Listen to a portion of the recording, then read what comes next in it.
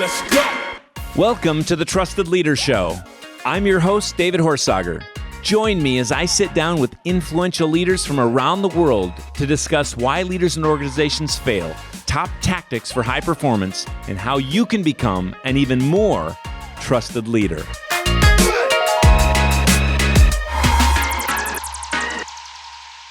Welcome to the Trusted Leader Show. It's David Horsager, and today's episode is about something very, very important: your money and your wealth.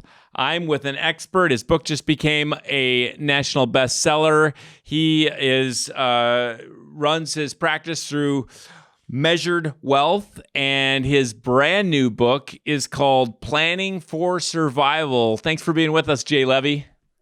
David, it's a pleasure, and it's Planning for Survival, the Great Retirement Conundrum.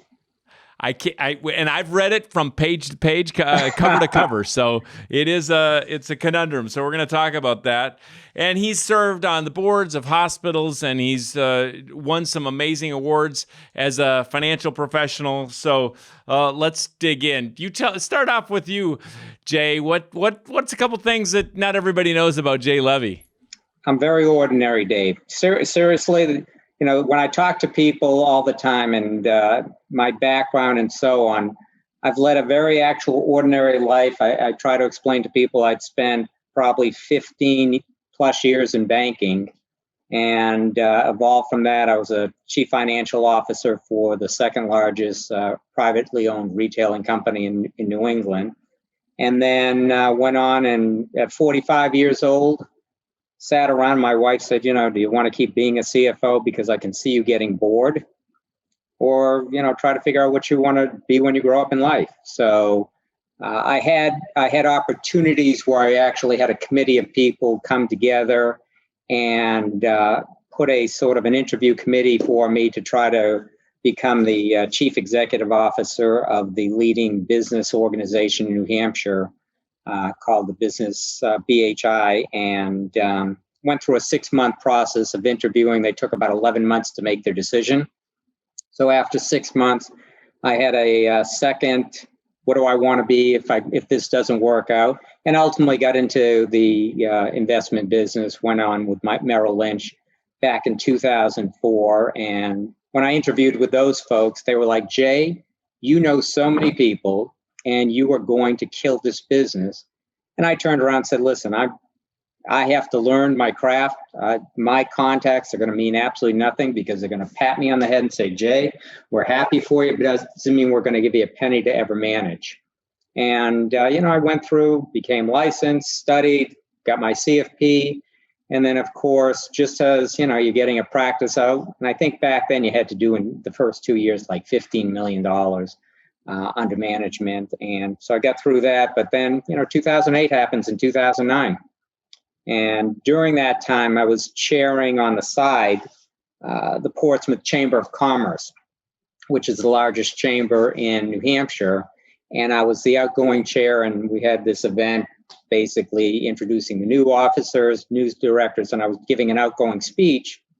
And I explained to folks, I got up in front of 400 people and said, listen, 2008's been a strange year, because during that year, I explained that I was one of the chairs for the towns for John McCain, who was running for president. I was going to say, not an ordinary life. I mean, you've cheered for McCain, you've cheered for a different Pawlenty when he was running for president. You've had some experience. You got a great family, lots of stuff.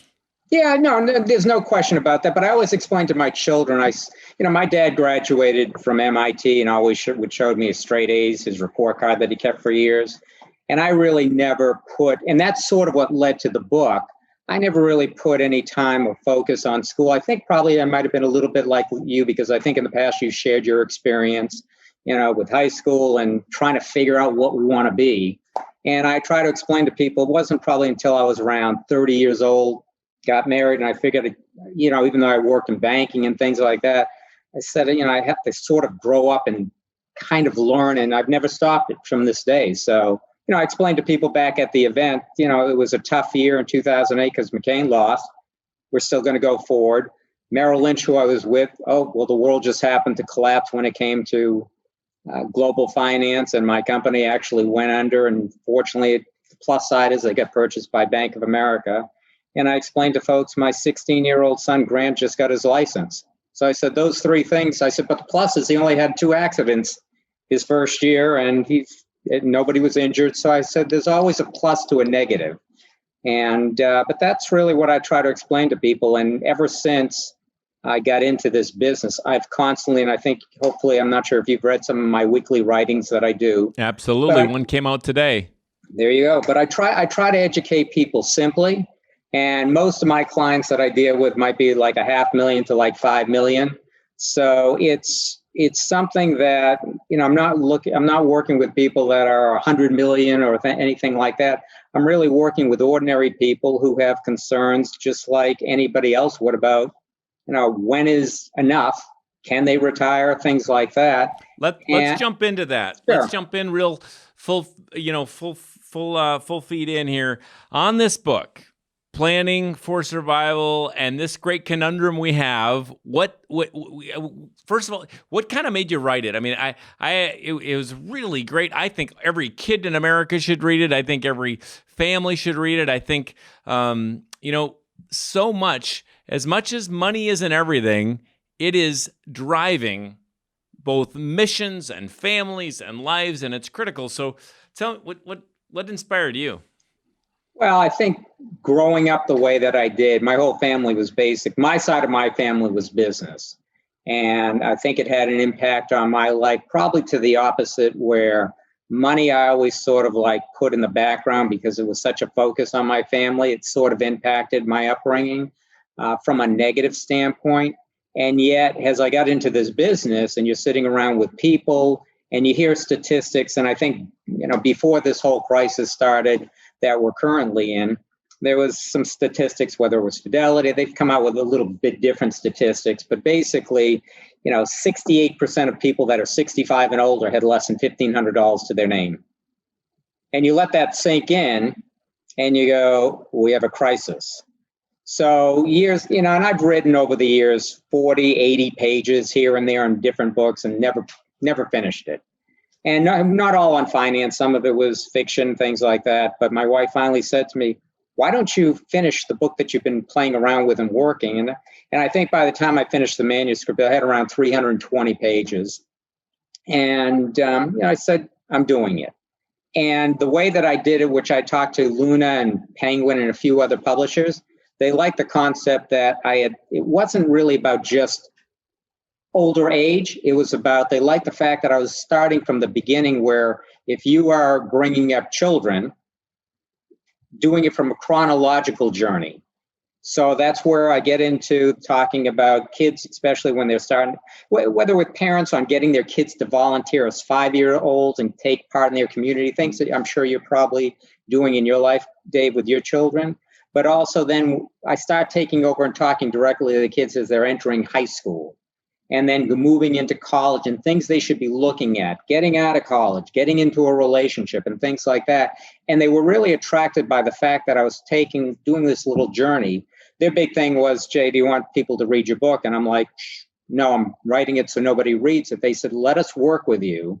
And I put together a team of folks that they said, let us work with you to cut it down and take out 25 pages of when you start getting into Social Security and things that are going to get, compounding interest and things that really are going to bore people. We like the personal stories, and it's quick. And it can I like that a lot. I just got to say that I loved you brought family, it's this journey you take people through, and yet you give some great financial examples along the way, and you wake people up. Let's start backwards. I want to come back to youth even and families, younger people, but let's start, everybody's wondering about retirement. When can I retire? I mean, what's the quick answer you have on how am I going to know when I can retire? Or how do I even have that as a goal? It seems so ambiguous. Many people avoid the topic, right? Sure. How do we prepare for it? There's no simple answer except that there are really two things to look at. One is finance, the financial aspect of it.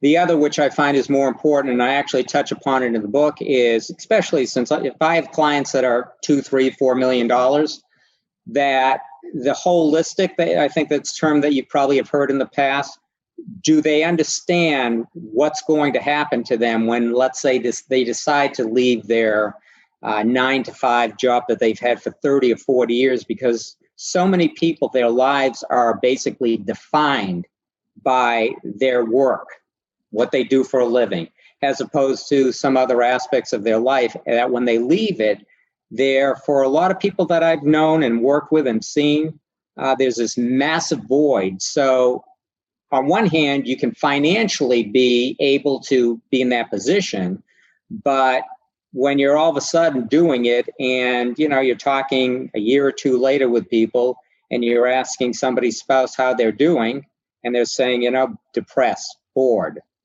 So to answer your question, it's a twofold. That's what, makes this somewhat a little bit complicated. And I think that's probably why people tend to at least give me some kudos in life, because I do spend a lot of time talking about the holistic side in addition to the financial. When you're talking about financial, you have to bring in a number of factors such as how much they've saved, what they're spending, other things such as Social Security. And, you have to do some analysis in this. And the world's a lot tougher. It's constantly changing. The markets are always inhaling and exhaling. There's no end to anything. There's always just change. And where you are individually along that sort of road makes a determination of how likely you are going to be able to succeed financially to get through it. And then the other things we talked about come into play, and it's complicated. I like that you have both sides. Tell everybody where they can sign up for this. I get this your weekly brief, Measured Wealth brief. How do people get to see that every week? Oh, they can reach out to me, and it's complimentary. They can reach out to me at my jlevyplanning@gmail.com, and I'll put them on the list. They'll actually get the writing through my Measured Wealth site. So I'll put them on my mailing list and distribution list, and they'll get it free. And if they ever want out, they just send me a note, and Melinda or Deb will take them off the list. So this is a great option for people. Then you get the up-to-date ideas around money, the markets, and everything else, and that'll be in the show notes. So you can just go to trustedleadershownotes.com or trustedleadershow.com, and everybody will see exactly how to get signed up for that. Yeah, and I try to make it very, very brief, so it's no more than probably a 2-page, 5-minute read. And hopefully they pick up one or two things that they get to educate themselves about. And I try not to make it too technical. Hey, it's Ann with the Trust Edge team here. As you know, we are passionate about helping you and your team perform at your best. And that's why David wrote his new book, Trusted Leader. This true-to-life parable follows the story of a CEO who uncovers the root issue threatening his organization's success. And in the back half of the book, David provides a roadmap for even how to solve those root issues.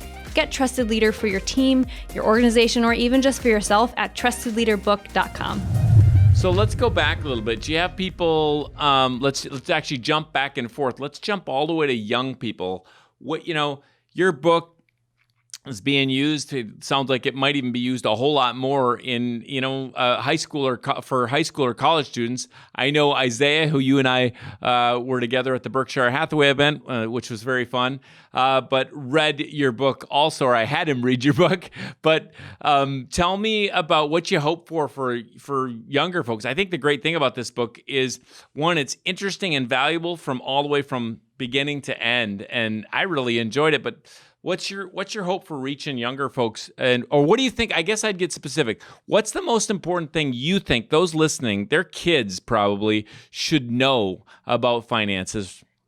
I think the big key is this: that nobody can expect a young child, 14, 15, 16, to understand the same thing we do as we're along our aging journey in life. So to try to get them to expect, all right, why should retirement be important? It's useless to do that. So the point of the book is to try to take them along with a short read of the book, to let them show where they are at a particular point in time and what they should maybe be looking at as they get into one or two chapters ahead of time, and to at least start a spark where they sit there and go, something, that makes some sense. And I go back even before that, Dave, and I try to, with my own children. I tried to educate people when I belonged to the Portsmouth Rotary for like 13 years. And for years, I would volunteer at the Thanksgiving lunch that they would put on. My wife and the kids would sometimes go to Dallas, but I was working as a CFO of a company, so I always would stick around for Black Friday. So by myself, I'd go with some Rotary mates, and they put on the Rotary event. When my kids got back, I tried to explain to my wife and children and also neighbors, we work with our children, and we see them kick, throw, toss a ball, number of hours a week. I said, if you spend a couple hours with them and they're either like filling bags or serving people, it starts a spark. And as a parent to a child, my philosophy was, you do those things together and you tell me that isn't impactful, not only for the child, but also for the parent. So people started doing it. And before you knew it, you'd have literally tens upon tens of people each and every year calling me up saying, Jay, can we volunteer for your Rotary? And of course, I had way too many people. But that starts it, and it starts a little spark. And as I explained to people, even with their high school kids or junior high kids, I said, get them involved with a volunteer. They even can call up friends that might have law offices or medical practices, and they can empty waste baskets and be around an environment or help out wherever they can so they get a taste of something. And if they do it at a young age, it's not necessarily to try to educate them on what they may want to do, but it also gives them the opportunity to find out what they definitely don't want to do in life. And as they're getting into high school, that may help direct them on some of the studies that they choose to do. And that follows suit as once they're getting out of high school into college. And especially in college, my son went to Northeastern. And even though I would have loved him to have gone to like MIT, his point was Northeastern had the best co-op program he had seen in the country, where they do 5 years and you go through 3 6-month co-ops if you want to choose that route. Did that. He worked for 3 different pharmaceutical related companies while he was doing chemical engineer. Invaluable experience. And so for somebody like your son, Isaiah, he may already be involved in various community situations. It prepares them and gives them seeds so they take root in the ground, to use some gardening metaphors. And it gives them a stronger chance to at least move forward, and not to necessarily be concerned about failing, but to maybe sort of be not to have courage not to fail and take risk early on when you can afford to actually try things. And if it doesn't work out, don't feel like you failed at it. You're just part of the whole journey. On the volunteering front, I love this, but I saw recently another study that just shows how one of the top ways to squelch depression is volunteering. Absolutely. Right? So absolutely. I really like how your book also does take in this holistic approach of life. It's like it's success at life. It's not just financial is a part of that, even giving back and generosity. Mom and dad, right. My parents who just sold several hundred acres of the farm are having a ball in their now dad, almost 92 here, giving away and being a part of what he's. And your father was one of those folks that I admired, because for somebody like him, who well into his 80s was constantly out there, getting out there and still working, and he has such a love for it that when you would speak to him, you would sit there and go, who is he? He's my Superman, which is absolutely true. And you saw, and listen, nobody sits and sets a time period that at 65, all of a sudden you have to say, stop. If you really want to stop and you're still enjoying life and you can do things that keep you busy, not necessarily what you did in your career, but you stay busy, you volunteer, you play enough golf, but you have a nice, fulfilling life, it's great. But for so many people, especially recently with this pandemic and a number of large companies like Liberty Mutual, I have clients that were offered early retirement, and a few of them took it. And we just had dinner with one of the folks, and you can tell at the age of 57, not exactly what he expected. He's only been retired for literally 1 month. So it does affect people. And, somebody like your father, I sit there and look at, you talk about mentors, people like your father or somebody like my wife's father and how they lived their life, my mother-in-law and things like that, and what they've gone through and what your upbringing was. and how you folks work very hard, and the success that has been passed on to your children and your family's kids and things like that. It's a worth ethic that you can't put in a capsule, but you can try to explain and hopefully have kids read 3 or 4 hours of something, get some personal stories that may start a spark that maybe they haven't been at least exposed to. Yeah, I love it. If you were going to say one takeaway from the book for everybody, what would you give for the key takeaway, 1 or 2 key takeaways for everybody to be thinking about?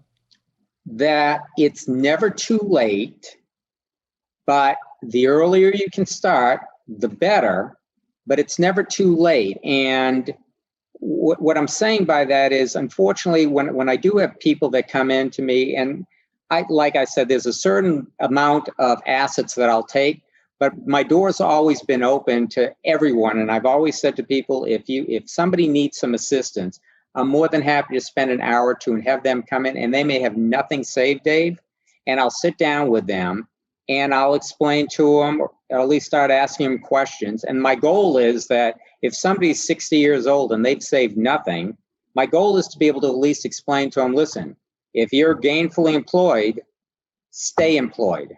That's the deal. Work on your spending. Start understanding what your Social Security might be, and at least getting these things lined up. Now, if they've told me they turned Social Security on 62 and they just basically told their employer bye-bye, and they have $10,000 in the bank, then you're at a point where it is too late. And that's what I hope to accomplish with the book, is at least try to get people to read it at an early age. But if somebody's in their 30s or 40s, and I think one of the chapters I talk about is people graduate college, and let's assume they're not getting married, but they're going to live together. And I try to explain to them, talk about these things. Look at geographically, and I mentioned a lot of statistics and data right now as far as a year ago, where expensive places to live, jobs, what they were paying and things like that. So at least to try to give people some insight to, if you're going to study something in college, if you're passionate about it, but it's not going to pay you much of anything, at least understand that. As opposed to you studying that you want to be a social worker, great, wonderful cause to do, but not understanding what you can make in it. And then they go through 4 or 5 years, they incur a significant amount of debt, and they come out and they're like, we're looking to change our career because we found out we can't make a living doing it. So all along the line of the book, and again, it's a short read, but if it can click and get people to understand wherever they are along the dotted line of that their life map, that they can actually try to take out the light preserver if they're too far down the road, and try to work on things. Because the last thing we need, and we hear it way too often, Dave, is that the masses, the most people, just don't have enough if they wanted to retire. And that's why I start out the book with homeless issues and where they're going in various cities. And I try to paint a picture of what could be, because let's face it, every single person that we ever run across who's homeless was at one time a young child with a family. And now they're unfortunately situations where people try to avoid people who are in these plights. And there was a way to maybe try to at least save some of them. Let's jump over to leadership a little bit. You've been a leader, of course, at Measured Wealth Private Client Group, and you've been a leader in a whole lot of volunteer organizations. You've been a finance chair for a couple of presidential campaigns. You've been on the board of organizations. One of them, you were the chair of the Wentworth Douglas Hospital Foundation Board of Directors. What have you, if you're going to give some, just to leaders as a whole, what would you say top takeaway that you learned as a leader? Maybe even if you go back to this board role. Well, I think what ultimately I've always tried to bring is to at least be open as far as accepting everybody's voice to be involved in what's going on, and not trying to control the dialogue, or maybe where some strategies and planning is going to just encompass everybody. And I think, how do you do that? Let's get tactical. How do you do that? People say, oh, we want every voice to be heard, but they don't listen. How do you make it so it's a safe place for every voice to actually be heard? You explain it to people that it is, and then you back it up by action. Because what happens is, if you're basically a moderator, And when you're explaining to people that regardless of whether you personally agree with somebody's position, they're going to be allowed to at least have their voice heard. And when it gets to be sometimes your push comes to shove and you're getting down to the nitty gritty, you remind people that regardless of what the decision is going to be made, everybody's been listened to and we have to come to some type of decision. And it's even though we don't talk about politics here, that's part of the issue where, you don't have enough bipartisanship. And I think with at least the groups that I've been involved with, I've always been able to sort of get people together without me being, the head honcho in it. I'm just, again, like a moderator. And then you accomplish things always as a group. Whatever you're doing, whether it's a Portsmouth Rotary or a hospital board, or if I'm on the hospital board of trustees and you're talking about the operations of the hospital, we're there just as sort of like a cog in it. And the ones that are taking the leadership, whether it's vice chairs or chairs, we need to be able to sort of rein in everybody where they can work together, they get along, they feel like their voice is being heard and they're respected. And if you do that, good things usually happen and everybody leaves the table with at least a good taste in their mouth. Hey, it's Sam from the Trust Edge team. Most training and development initiatives don't last or even solve the root issue hindering your organization. That's where Trust Edge coaching certification comes in. Trust Edge coaches are equipped with a suite of tools to identify, benchmark, and close gaps in trust for good. Because when you solve the real issue, you get measurable results in a culture where people actually want to make an impact. So whether you're a coach with your own clients or a leader training people inside your organization, check out trustedgecoaching.com and see how you can start solving the root issue and get lasting results in your business. And now back to the show. What do you think? You've certainly been in business, but you've also brushed closely with plenty of politicians and politics as a whole. What's your take on trust in politics these days? It's gone. I've always said this, and I've learned this from other mentors. When I used to talk to people, we'd sit around, and I think the first and foremost situation is that what's lacking is you need to have term limits in politics. And the only reason I bring that up, Dave, is when you go in and it's not going to be a lifelong position, but you're serving the people regardless of what side, but there's only a limited time that you're going to be there.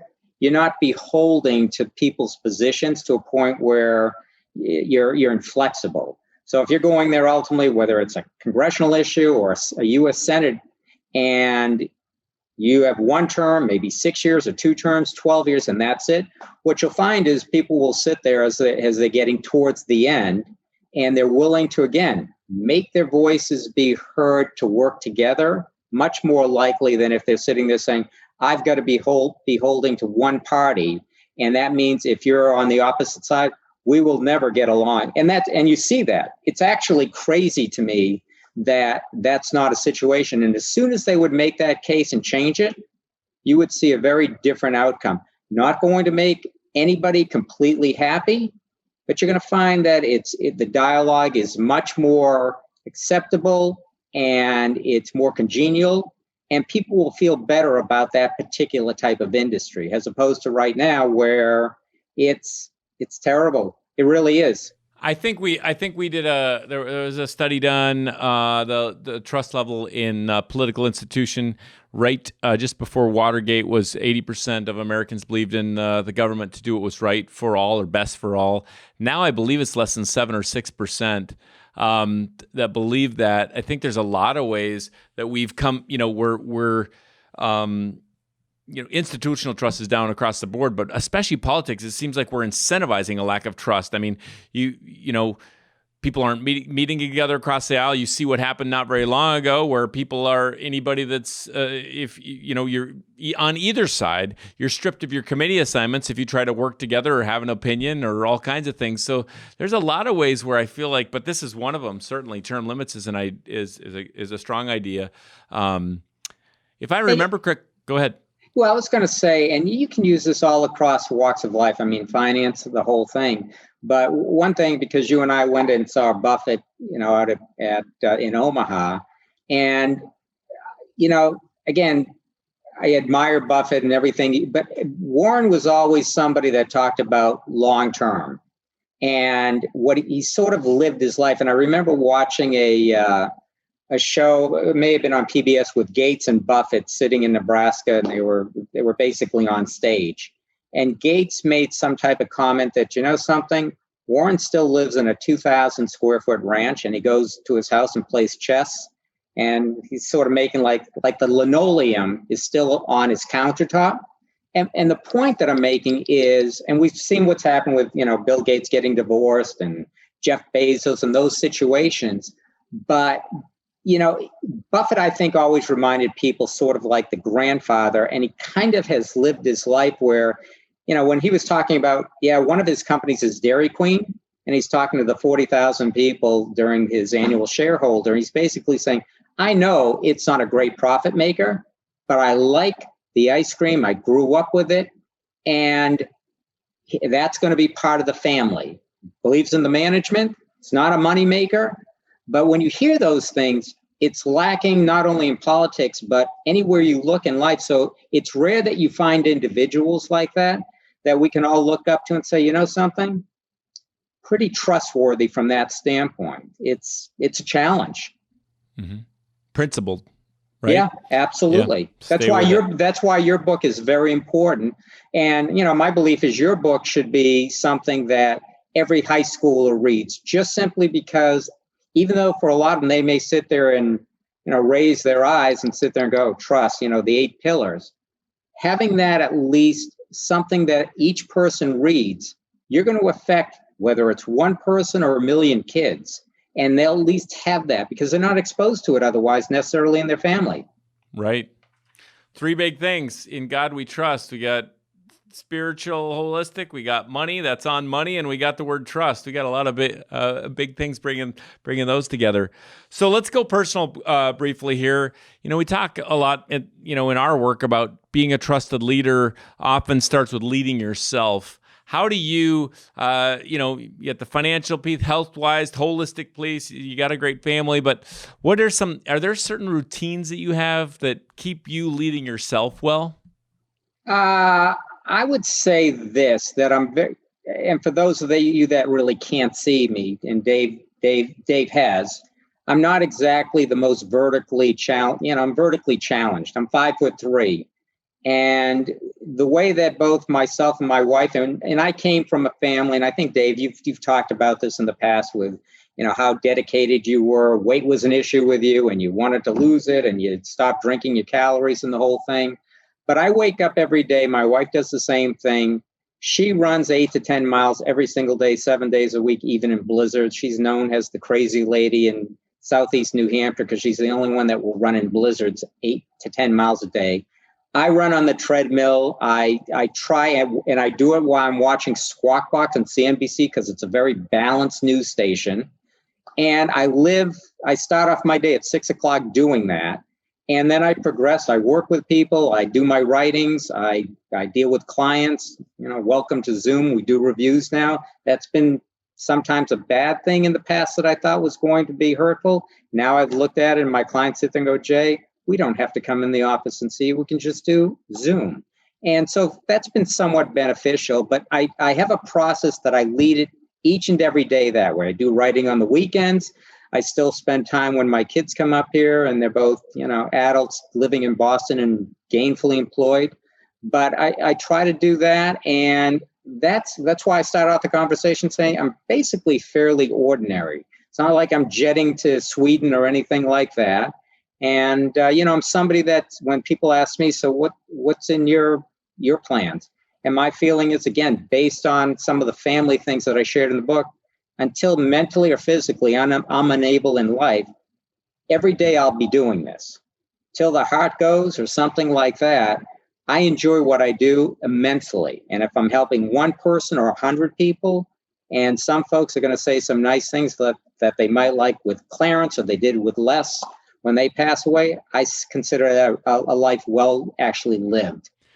What are you learning right now? A lot of people ask, what did you learn when? But I like to know, hey, what are you learning actively? What are you learning now about life, finance, marriage? What's something you're learning right now? I read a great book by David Horsager recently. Wonderful. Learned that and enjoyed the stories immensely, especially the beginning of the book with the gentleman out of Minneapolis and then him going to the ski resort. But I also, because of my involvement with the hospitals, I read things and I've talked to and been fortunate enough to meet like Dr. Antoine Gwande, who wrote Being Mortal. And I'd reached out to him, and my father-in-law had cancer, the brain cancer, and got him to where, we had him appearing at Portsmouth Music Hall. And, I'm reading books called Lifespan, Why We Age and Why We Don't Have to. Certain things like, so I the physical and the financial, I time together. In addition, I periodically belong to something called Golf Scratch Academy, because I'm still trying to figure out by the time I'm 70 years old to hit a 300-yard drive. It'll likely never happen, but I'm foolish enough to believe it, Dave. But I constantly do that. And then like I said, I continue my writing and I watch the markets, feverishly and wonder what's going to happen with interest rates and the Fed and how people are going to act from a behavioral standpoint. But my favorite book still, I tell people this, and I mentioned it in my book, is Dollars and Cents by Dan Ariely. Wonderful book, talks about the behavior of money and how people react to things, whether they're spending cash or paying for something by credit card. I would recommend that book, and I hope that book gets into high schools also. So constantly doing that. And, when football season comes up, I'll be back on the Patriots bandwagon. There you go. Tom Brady, I'll try to figure it out. Without Brady. All right. Without Brady. So let's just touch on this. We're going to get coming toward the end here, Sure. But a couple things. So just for everybody to remember, all these things, Dollars and Cents, all of the email for Jay Levy, or going to Jay Levy's site. If you want to grab his book, I would recommend it. Planning for Survival. Just go to jaylevyplanning.net. And of course, it just hit the Amazon bestseller lists and all that. And we'll have that all for you. Just look at trustedleadershow.com and find all the show notes. What's the best advice you've ever been given? Best advice I was ever given was by my father, which I didn't take originally, but he taught me. He said, when I was young, he said, because he was self-employed and owned a lot of real estate, but he said, Jay, in the end, trust me on this.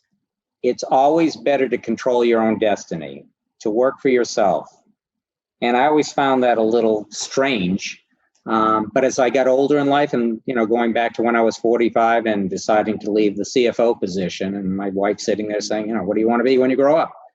And I said, well, I think I want to ultimately, and this was the second choice, do this, what I'm doing for a living, but instead of working for somebody, take a little less in life, keep it my own practice, my own clients, best decisions I've ever made.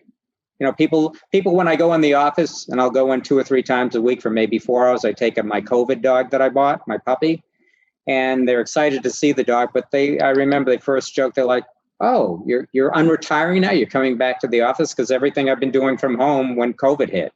And it's been the best, and it gives me freedom, which is very important. What, when you think of Jay Levy, what's one thing you have left to do? What's something you still hope for? Maybe it's a bucket list thing or a hope for you. I'm pretty much hitting it on all cylinders, I hope, because we had to cancel 3 different vacations to Italy and the Caribbean and I hope I can actually my wife went to Antarctica back in November of 2019. She took my mother-in-law. I didn't go on that. But so she's had a vacation away from, let's say, Minnesota over the last 18 months where we've canceled 3 of them. There is something about going back. I'm not going to travel 5 times as much and make up for lost time, but it would be nice to, again, see parts of the world and go visit friends. And usually when we go on vacations, we go with different people and family, some of them. And it would be nice to do that. Just simple things. I've got to ask you, before I get to our final question, I got to ask you just about what do you see ahead in the markets? What do you think about interest rates going up? I mean, this is the world we're in. People will be listening to this. What do you think? How should people plan, and what's your projection? I'm very concerned about it. And I've always been concerned with people, even when we're sitting there and talking about their portfolios and the returns they've been getting. And a lot of my clients will sit there and go, Jay, you don't seem to be happy about the fact that we're sitting here and our portfolios are doing great. And I sit there and go, it's manipulation. It's just the way it is. You don't have a choice because you can't earn anything on your cash. So you're forced to go to assets that have risk. And as long as we try to keep you based on your age in the right type of risk profile, it's one thing. But the way this is going with so much liquidity being put out there, and there's only assets, they're limited resources. So that's why we see housing. It's why we see stocks. The bond market for years did extremely well. And I've got great fear about the fixed income world as far as ultimately being a bubble. And if that pops, a lot of what we plan, especially with older individual, a lot of that tends to go to fixed income because that's assumed to be a safer situation. But if ultimately the fixed index in the bond world becomes a bubble and pops, and people who are in their 60s and 70s have 40, 50, 60% of their assets in bonds, that doesn't bode well. So let me tell you, people should at least be paying attention. And that's why I would urge everyone, read the commentary. I try to keep it brief, and certainly there's a tremendous amount of information out there. Don't let it take over your life where you become extremely fearful or anything like that, but pay attention, because if you don't, when surprises happen like it did in 2008, and we're talking about Lehman Brothers going bye-bye and Bear Stearns and Merrill Lynch, it certainly is out there that it can happen again, but it's certainly a strange time. The recovery is going to be, I think, very, very hard and very hardcore. But again, it's not real. It's not real life, because the world was forced to close down, and now with the money that's being pumped in, businesses will do well for a short period of time. But then we're going to get back to reality and what happens. And with social media, Dave, everything, especially with money, is behavioral. So with social media starts talking about there's a lot of smoke and is there a fire occurring, you can guess what can happen here. And remember this, we lost 37% in literally 30 days back in February to March 23rd of 2019. And never saw anything like that during the Depression, a drop like that. So my fear is if all of a sudden there is a drop and it becomes much longer drawn out and it doesn't recover because you don't have all this liquidity being put out there, or our tax structure changes, it could be a significant thing. And, if you're 30 years old, different story. You got time to recover. We have so many things. Now it's just getting interesting about all this stuff. I could go a lot of different directions with the all the AMC world of what's going up, what's going down. But what about Bitcoin? Well, it's something that I don't, and when I talked about it 2 or 3 years ago, my son actually brought it up to me because he invested in it. So I was sitting down with our CFA, who does our investments at the firm, and Mike's from China, and Mike, very bright guy, and we're sitting down, we're reviewing, we're trying to understand blockchain. And the fact of the matter is, I don't understand it. And it's one of those things that it's one of those assets that have been created that they're pushing up. And I think, there's some potential legitimacy, because if the dollar is the currency of the world, and the currency of the world, what backs it is now trillions and trillions of dollars in debt, I don't think that gives really too many people a good feeling about our currency. So is something that's digital that, we don't really understand, and it's supposedly limited to, 21 million Bitcoin, and it has these wallets that can disappear. If I put my clients in it, I would sit there and go, shame on me, because if I have no faith in it, doesn't mean I'm right. But if I have no faith and all of a sudden, one day it's up 50%, the next day it's down 25%, that's out of my realm of expertise, and I certainly don't have clients that would actually be okay with me doing that with their money. So I sit there and say to folks, listen, if you want to put 2 or 3% somewhere else, put it in there. But at this stage of life, I don't put it in, and I don't believe my firm at all. We're not looking at that at this juncture as even being able something that we feel comfortable putting, 1 or 2 or 3%. Maybe at some point, if they come out with ETFs or things like that, which they've started doing, it may change a little bit, but it's a strange situation, but that's where the world may be going. All right. Well, It is the Trusted Leader Show. Go to trustedleadershow.com to get all the show notes. You can find Jay Levy's book. You can find his site and how to email him and get on his great commentary, financial commentary every week. I want to thank you so much for being on, but we got to ask one final question. We do it to everybody. It's the Trusted Leader Show. Who, Jay, is a leader that you trust and why?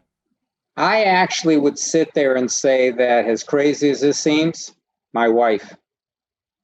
And the only reason I say that is I have absolute respect for her. She's got a great work ethic. She runs a 30-person dental practice. She's done it for 3 decades. And, you have to be able to respect and feel very confident in people, especially when you see them in positions where they are leading people. And during this last year, during the pandemic, she was in there and, with a skeleton crew running basically a $5 million business, not a big business by any means, but I was impressed by that. Yeah. Well, she is an amazing woman and certainly... And she has good taste in men, too. Yeah. There we go. Good choices. Jay, thank you so much, Jay Levy. This has been the Trusted Leader Show. Until next time, stay trusted.